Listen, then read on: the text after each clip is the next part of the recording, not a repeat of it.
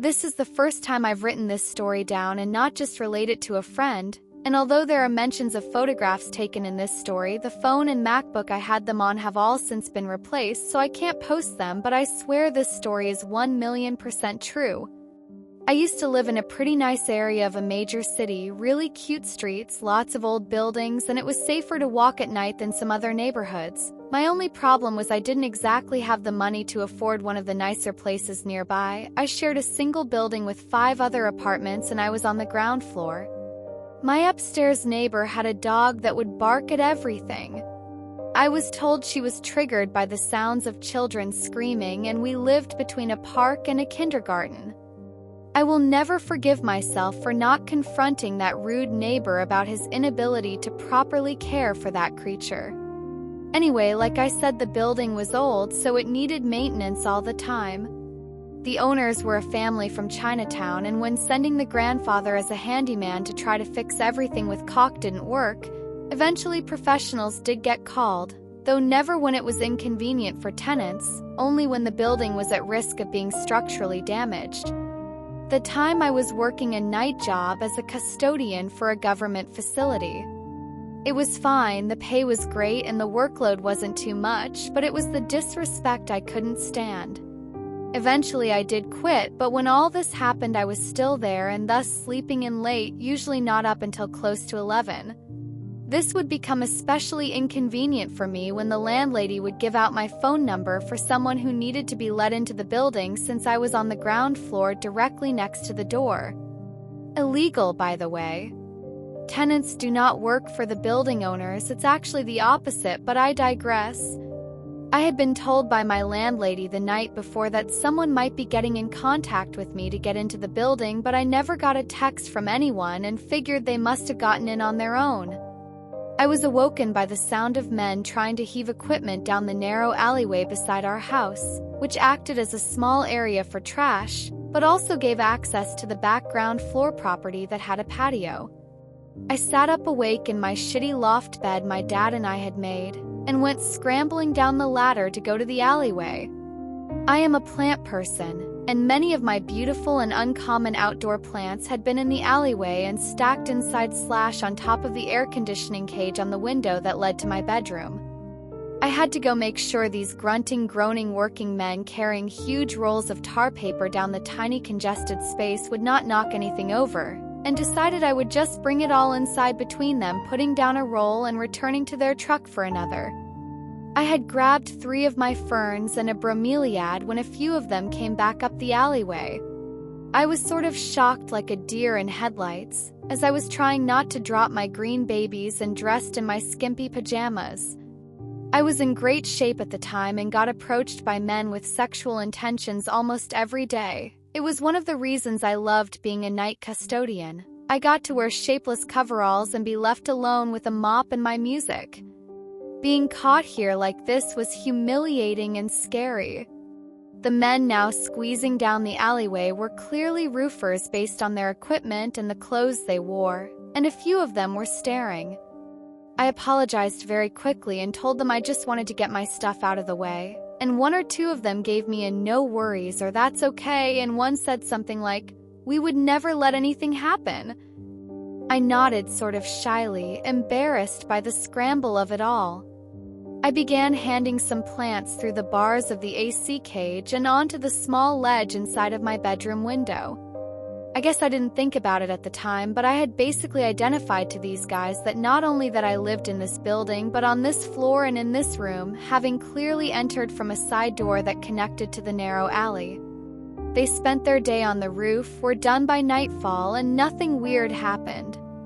2 days later, I was woken early in the morning by a phone call from a number with my city's area code.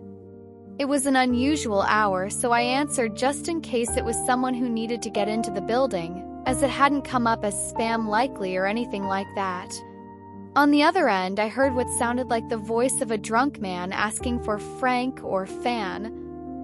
He was slurring his words and had an accent, and I asked him over and over again to say it again until I finally told him he had the wrong number. Later I woke up again when I heard commotion in the alleyway from my loft bed but was sleeping in and didn't worry about it. Having no belief that the wrong number call I'd just received and a bit of noise in the alley, which we also shared with another building, had anything to do with one another. I fell back asleep. I heard a bang and a crash from the interior hallway that briefly woke me up a third time, but then fell asleep again. When I got up around 10:30, I went to see if the shared washing machine was open in our basement. I noticed the hallway was a bit darker, and that one of the wall sconces had been disassembled with no light bulb, plus some broken glass on the floor. I was a bit groggy still and didn't really process it too deeply, but what snapped me out of it was when the light bulb in the basement didn't turn on. The basement of this building was so freaky, really long and deep with a low ceiling, full of crap from this and other rental properties owned by our landlord, plenty of spider webs and their venomous occupants, black-footed sac spiders, and you had to turn your back on the long, dark, partially obstructed basement to use the washer/dryer. It was just a very unsettling experience, and I would not go down there without the light on. When I turned away from the pitch black, I noticed the owner's vacuum, which was usually near the side door entrance, wasn't in its place. I went back to my room to organize my laundry, figuring I would wait until I had the courage and split it into whites and colors and darks and sheets/towels in the meantime. When I glanced over to my open window, I noticed something that hadn't been there before sitting at an angle on the windowsill. A book with a revolver-style pistol on the cover and a paper card sticking out of it. I don't remember what the note itself was, something about wanting to give the book to me, but it was signed "Phone," which freaked me out. Was this left here by the man who'd called me on my phone? I immediately texted my third-floor neighbor, who I'll call Vanessa. She and I bonded over our terror of the long, scary basement, and I sent her a photo of the book and the strange note. She replied, "Hold on," and a few seconds later I heard her knocking on my door. If you want to hear the rest of the story, it is on my channel and linked below. When I let her in, she looked completely freaked out, and I tried to ease the tension by lamenting the broken hallway sconce. Vanessa told me she'd gone to use the laundry this morning before anybody else and the light hadn't worked, same as me. She'd begun descending the steps when she thought she could hear something, or maybe sensed it, and called out into the dark. She'd said hello to see if anyone was down there, expecting the voice of one of our 3 other female neighbors and 1 feminine gay man.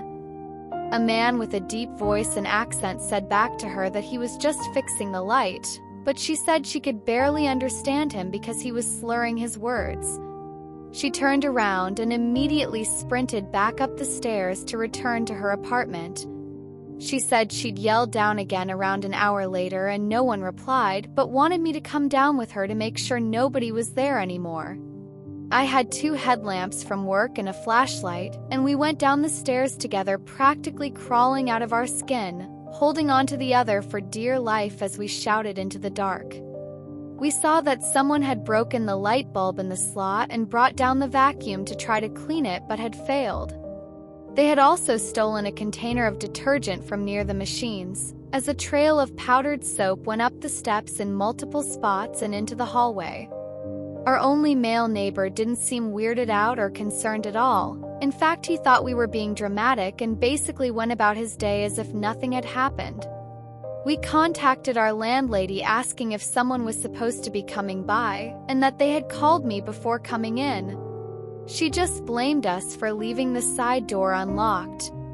I asked her if she could please verify the number that had called with the roofing people to see if maybe it was someone on their team, but she flat out refused, saying she and the company had worked together many times and had a good relationship, as if that had anything to do with the drunk guy that had walked into our house and seemingly taken or destroyed all the light bulbs. Again, I don't have photos of the note, the book, or the basement mess anymore, but if I am able to get access to them, I will post an update. This was over a year ago, and I no longer live there, but I still wonder if it was one of the construction workers on a bender who'd seen me that other day in the alley, who walked into the building after he'd been able to, and just opened the first door he saw, the basement. Or maybe not, who's to say it wasn't some random person? Who knows why he disassembled the sconce, or how the basement bulb had been broken?